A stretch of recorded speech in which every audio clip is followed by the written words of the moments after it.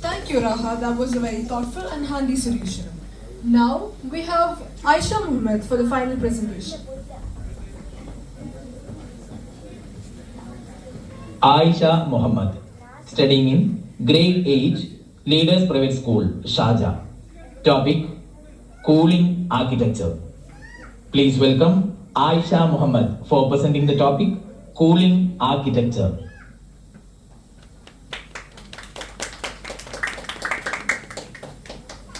Respected judges, parents, and my dear friends.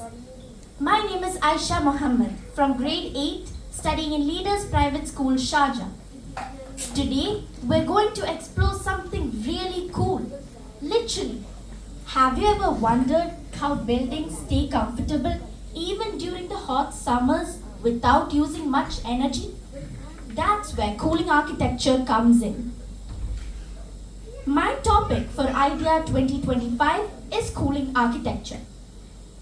In this presentation, we will look at why cooling architecture matters, especially with the rising temperatures, the key techniques of cooling architecture, and how we can apply these methods to make our homes and schools more eco-friendly. By the end of this presentation, we will see how science, creativity, and innovation works together to beat the heat. Let's dive in. So what is the problem?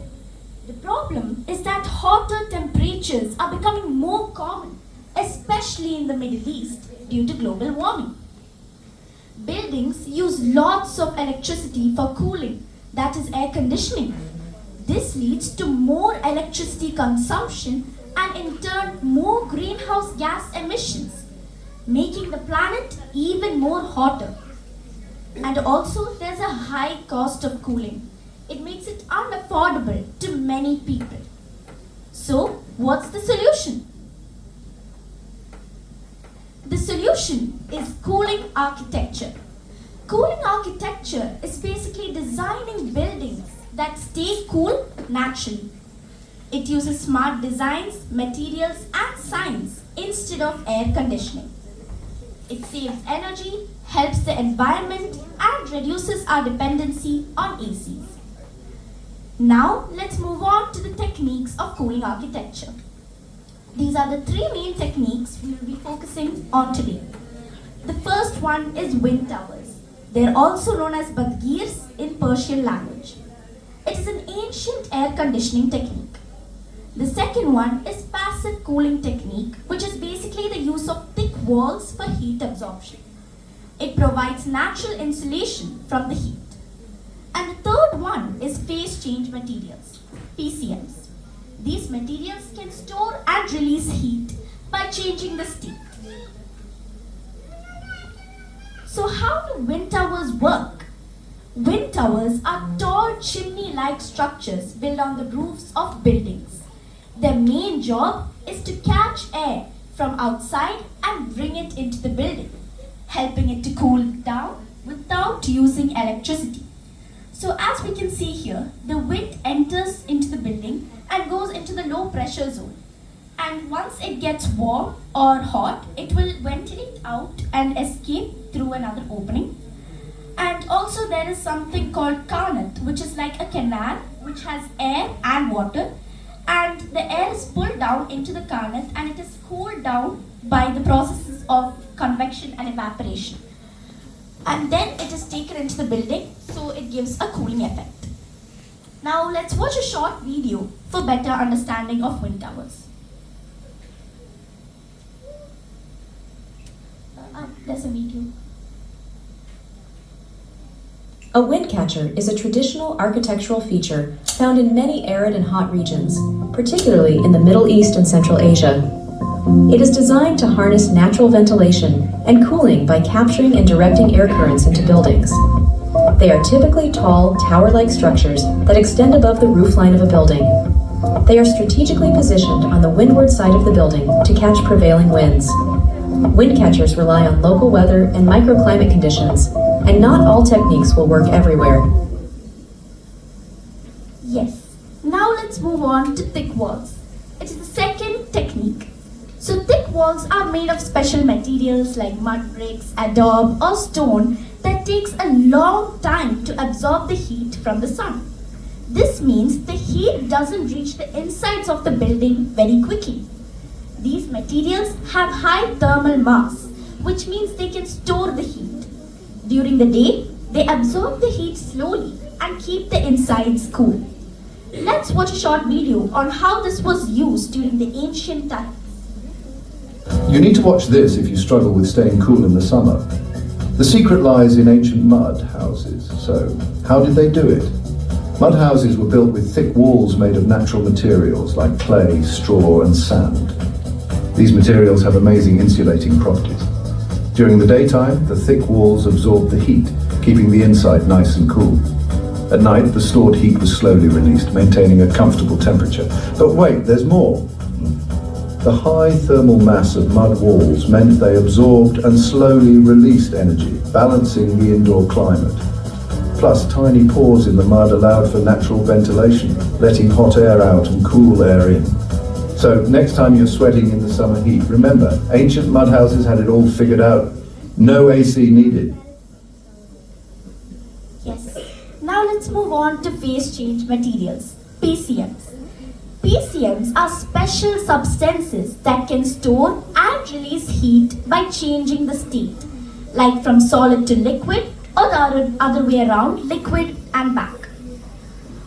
So basically we can see that in this diagram, PCM is in the solid state and then it melts by absorbing the heat energy from the environment and thus it becomes in the liquid state. So once it's in the liquid state, it will again solidifies by releasing heat energy to the environment. So this is the cycle and that's basically how it works. So when it's hot, they absorb the heat and melt, which keeps the room cooler. And when it's cool, they release that stored heat and they freeze back again. So PCMs are basically like rechargeable batteries because they can be used again and again. Now let's look at the cost analysis over 10 years if we're using an AC-based home and a cooling architectural home.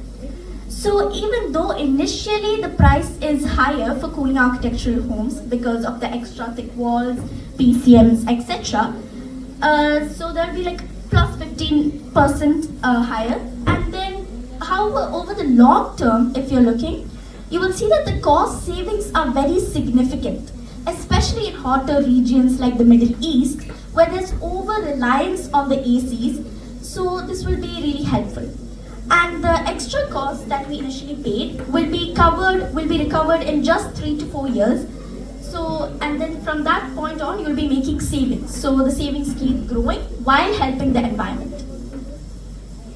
And also, cooling architecture in the UAE is not just a luxury. It is a necessity for survival, sustainability, and economic efficiency. By blending traditional techniques with modern techniques, we can see how it will be used in the UAE in the future. So finally, to conclude, hotter cities are a serious challenge, but we don't always have to rely on ACs. Cooling architecture uses smart science, traditional wisdom, and nature to keep the buildings comfortable. And techniques like wind towers, thick walls, cool roofs, and phase change materials can lower the electricity use, cut down on greenhouse gas emissions, and saves money in the long run. So by combining innovation and sustainability, we can build homes that fight climate change, not add to it. Thank you FKSSP for this wonderful opportunity.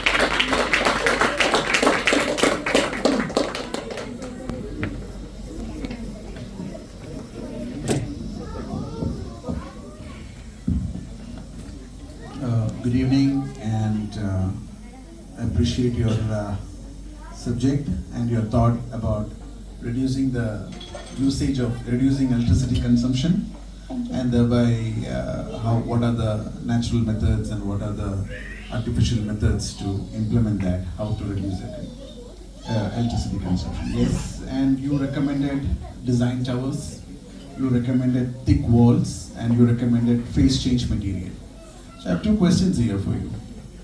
Now you see the temperature in the world in the last decade has gone up by almost like by 25 degrees and 0.25 degrees centigrade. Means it has gone, and because of global warming and in areas where there are high humidity, would these application of the first two applications, natural applications, will it be really possible? Do you think you can survive without AC or survive without an air condition with these natural methods? Do you think so? Seriously? Yes, but it's not like you're completely avoiding the use of ACs. You will use it, but like nowadays we are like using it constantly. So if we use these methods, it will provide a natural cooling effect. So we don't need to always use the ACs. So that will lead to less energy consumption and less greenhouse gas emissions. So that will make a huge difference. So you're telling about it as a combination, a hybrid model. You have to develop the buildings or flats accordingly, and at the same time, you should have the provision of using the air conditioner on a limited basis, right? Yes, if we can use our modern techniques to make it more modernized and more efficient, I think we can do it without the use of ACs as well. Okay, and what material can you recommend for this phase change material? That is, you said that it will get converted to liquid in case of extra temperature. Any material you have in mind which would be plastered or in the buildings? You have anything you have learned about anything in that on flats, or else you have just got that terminology only? Yeah, I have the idea of how it works. I'm not exactly. So you don't, you are not aware of that material. What exactly is the material? Yeah, the exact material, by the way. Okay, so the I next will time research. in your research, it's better you add whether it is organic or inorganic and what are the consequences of that. Because if you use some plastic or something which is damageful to your lungs and everything, again it is going to be a further problem because of global emission. You are putting your life in danger also like that, right? So you have to understand what material will be used for that, and next time implement it in your project also as a betterment of your project. Thank you. Excellent presentation, Aisha. Thank you. One good thing which I found in your proposal is this: you've done this cost analysis, which is very good. Okay? Thank you so much. Like when people project about proposals on the cost analysis is an important thing, and which is done. But one thing which is lacking in that is that you mentioned about the cost, like the cost and the money. But there is also another thing, right? It saves the environment. Yes. Right? Yes. So you could actually make a calculation on that as well. So whenever you do, you can improve upon that. Like for example, your temperature you are bringing from let's say 40 to 35 degrees or so by using your wind tunnel or something like one of these techniques. From 35, if you are using an AC, it will still be much less harmful to the environment, right? Yes. Okay, so you could actually calculate the amount of carbon dioxide or emission, like what is the emission that can be saved. Okay, so you should also put another column there, like this saves this much carbon dioxide or greenhouse gas, how much it is energy. Like what people call carbon footprint. What much footprint can be reduced by using that technology. Okay, sir. Yes, sir. I'll research about it. Yeah, that is the one main important thing, because temperature is increasing. So all these architecture will bring in the temperature, but still you need an AC or something like that. But how does that help? Like without the cooling tower, how much is the energy saved? With the cooling tower, have you ever seen one of these things? These techniques, cooling towers and all that? Physically visited? Not really, but in India, I feel like it's used a lot. So. Here also, like in Masdar. Like the thick walls. Yeah, Masdar City, Abu Dhabi. Masdar City, Abu Dhabi, they have introduced cooling towers, which this temperature actually, at least the first techniques I have seen. There is nothing but a big tower which is open up, right? Which will bring in a lot of temperature down. Yes, thank you. have actually presented a very important, relevant topic actually, especially for Middle East, UAE, and all, where the temperature actually becoming more and more every year. And I think the power consumption actually for this cooling purpose in UAE, it is almost 60 to 70% of the power is actually used for cooling only. So that's the major part of the electricity which we are using in this So country. that's why I came up with this idea. So that's very relevant. very important. Yeah, and whatever effect ready we can make, whatever reduction we can make up on that is really important actually. And yeah, again there is something actually there are whether these methods which you have introduced here, whether it will be we can directly use it on this very multi-story towers and all, that actually because in this urban environment in Middle East, so most of the building, these accommodations are in towers, I mean high density residential towers and all. What is the best method actually which we can use here is very important. Like like that you have actually mentioned some materials which can reduce the temperature inside. So maybe there are other things also, I think, totally insulating materials which we can use to reduce the temperature inside. Yes, exactly. Yeah, and the use of glass and all, it's very high here in Middle East, and this glass is always it absorbs heat and it makes something like a greenhouse effect within the building.